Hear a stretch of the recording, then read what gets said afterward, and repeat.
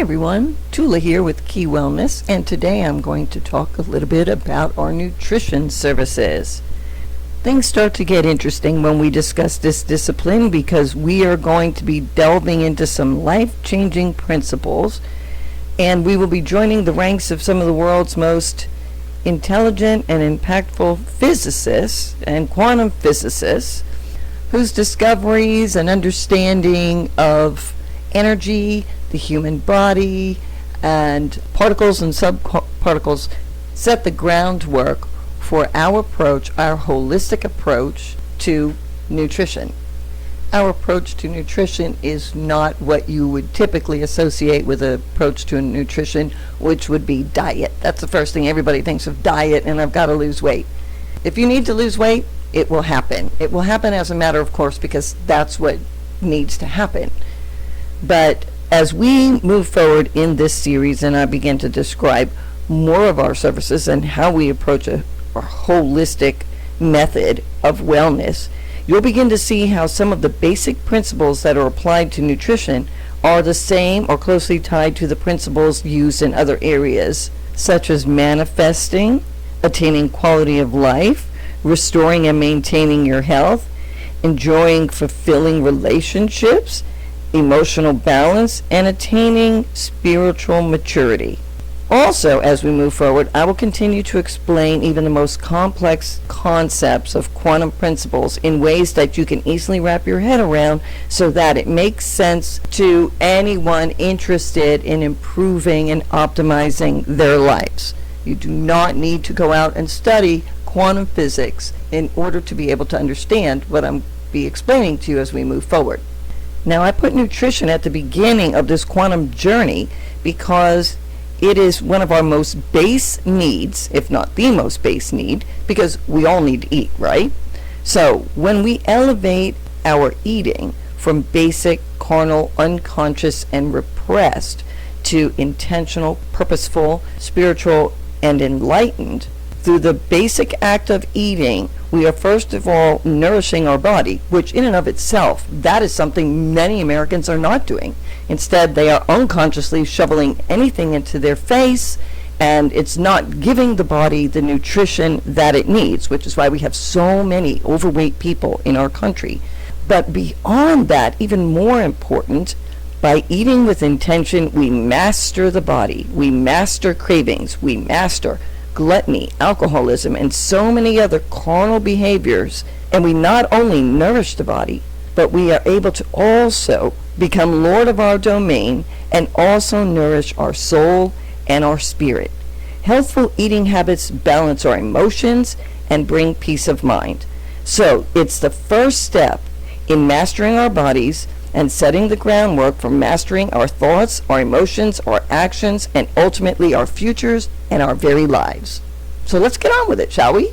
I also want to note before I get started that Nisa is our certified nutrition coach. However, I have obviously with my bodybuilding background put together many diets for people, and I will get involved when a client has specific needs and the situation warrants it.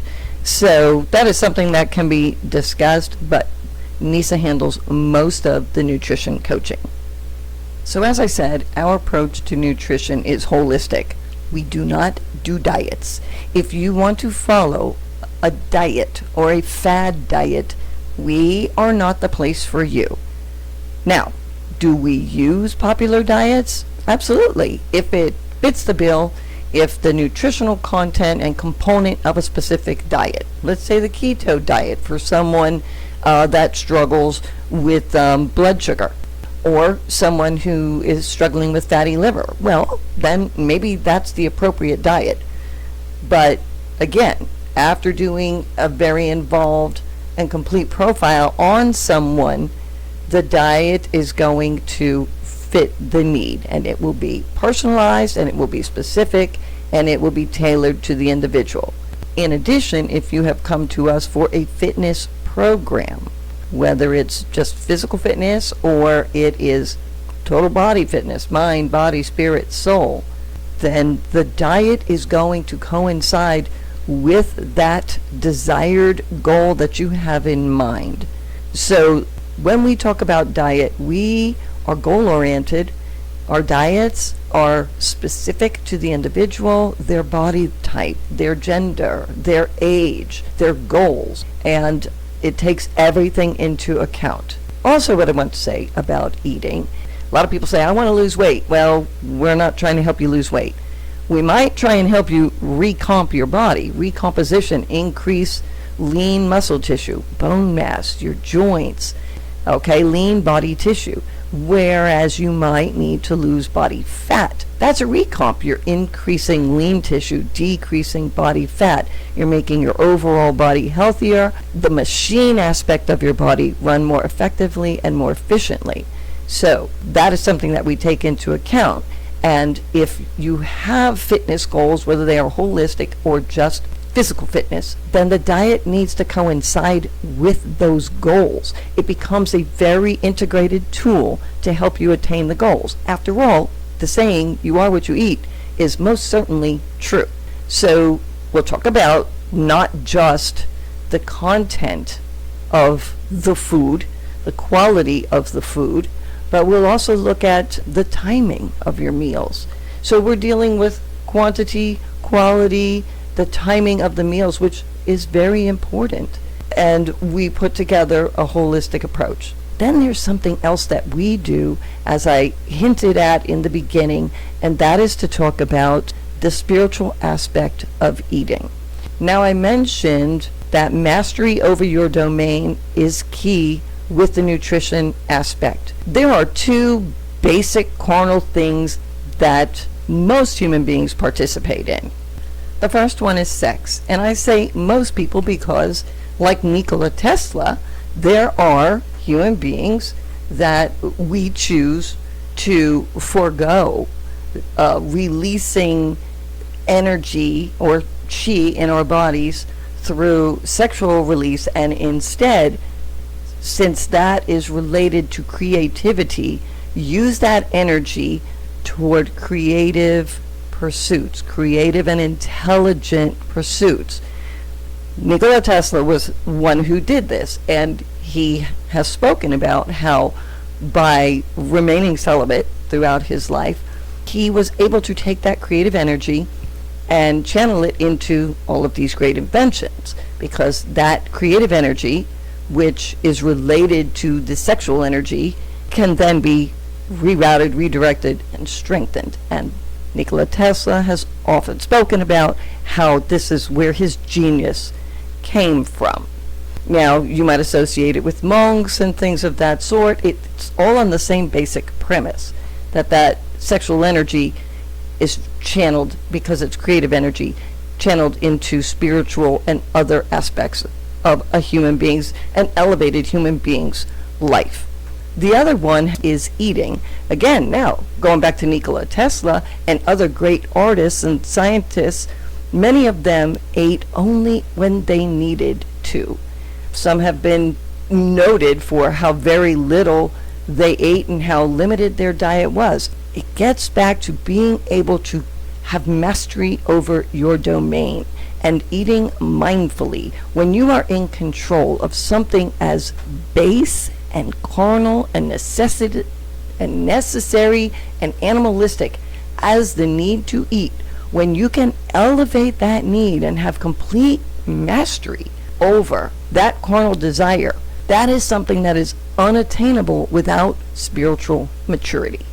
So while we don't expect everybody to reach the levels that a monk or some of these great artists and someone like Nikola Tesla did in terms of controlling their diet, we do understand the very direct correlation of becoming master of your domain, mastering the carnal cravings of eating, and taking it from something that you're pursuing merely for the sensual pleasure of something in your mouth and the sensual pleasure derived from that, and mastering over your body to the level that no longer controls you.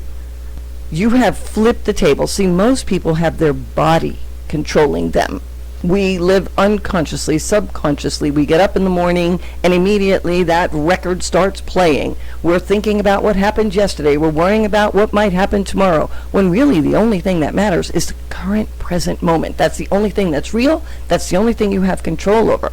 When you are playing those recordings in your head about yesterday and you go into autopilot and you just start doing the usual, the whatever it is you do day in and day out, you might have gone to bed, you might have sworn the New Year's evening before, I'm going to change my life, I'm going to master this, I'm going to lose weight, and it all goes to pot the very next day because you fell into subconscious, rote, mechanical repeat mode. You just fell into playback mode. When you are able to live so consciously and so much in control of your body that you do not allow it to fall into playback mode, then you can master your life. And the best place to start that is with the most basic need, because that is something you need to do every day, and oftentimes multiple times a day. So if you can control this, you begin to show your body that it is your mind that is running the show and not the body. And finally, I want to talk about another spiritual aspect, and that's the energy aspect of eating. Now, in a prior video, I talked about how everything has energy and how energy is transferable. One of the basic premises of quantum physics is that energy cannot be destroyed, right? Everybody knows E equals mc squared. That's Einstein, right? Albert Einstein. E equals mc squared. Energy cannot be created or destroyed. Now, it can flip-flop. Matter can become energy, energy can become matter. This is what happens when you eat food. The energy in the food becomes a part of your body. It also becomes energy, but if you take too much in, then it becomes matter, right? Because you attain body fat. Well, something else happens in this energy transfer, and let's just talk about water. Let's say that you consume a plant or an animal. Now, we all know that at a minimum, most living things on this planet are at the very least 65% water, and sometimes in upwards of 80%. But whether you choose to eat a plant or an animal, when you ingest that plant or animal, you ingest the water that's in that body. Now, some interesting studies have been done on water. Scientists have found, and I'm going to talk about some Japanese and some Soviet studies that were very compelling on the energy in water. What they have learned about water is that water has an energy, a life force, and even a consciousness of its own. Or if we don't want to call it a consciousness, let's call it a memory. Water can remember trauma.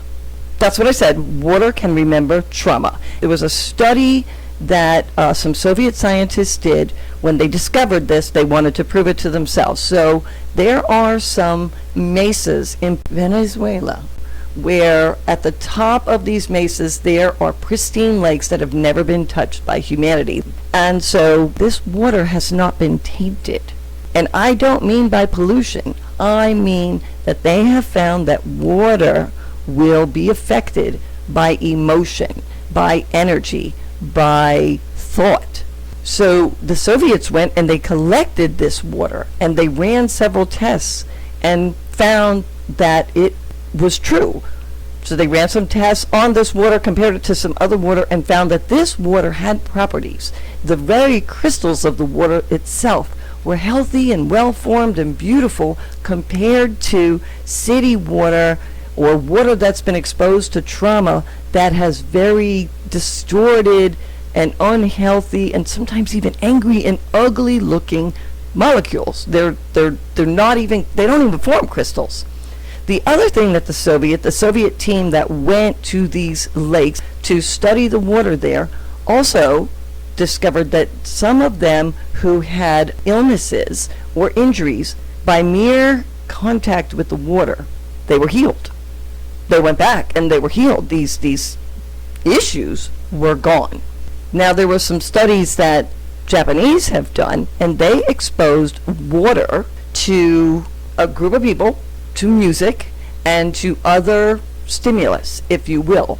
And water that was exposed to pristine, beautiful, quiet, pleasant sounds symphonies, children laughing, people concentrating and focusing on lovely thoughts while gazing at this water.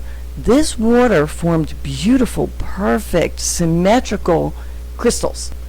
Then they took water and they exposed it to anger and arguments and traffic, hard rock music and rap music.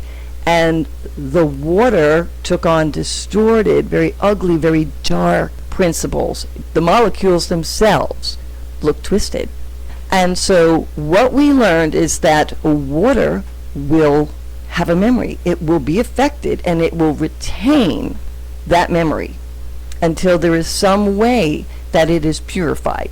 Now that's a whole other topic, how that water is purified. But know that if your water that you're consuming has been exposed to trauma, whether you're taking in water that you take through your water supply system, or you're taking it in through a plant or an animal, if it has been exposed to trauma, it has been impacted. And that energy, that trauma energy, that water will remember, and it will bring that trauma into your body. So there's a whole energetic aspect of eating, physics and spirituality. It's one of those things that is proving that what the ancients once knew thousands and thousands of years ago, modern scientists are just now discovering it was true, finding names for it, and they're calling it different things, but it is the very same thing that we have known from the time of the Egyptians to the Hebrews to Jesus Christ to Buddha to Allah and every great leader who tapped into this amazing understanding and knowledge. And as we go forward, I will touch on some of these things, but this is the premise upon which we bring you wellness here at Key Wellness. Ancient wisdoms are today's modern science. Thanks for listening. We'll talk to you soon.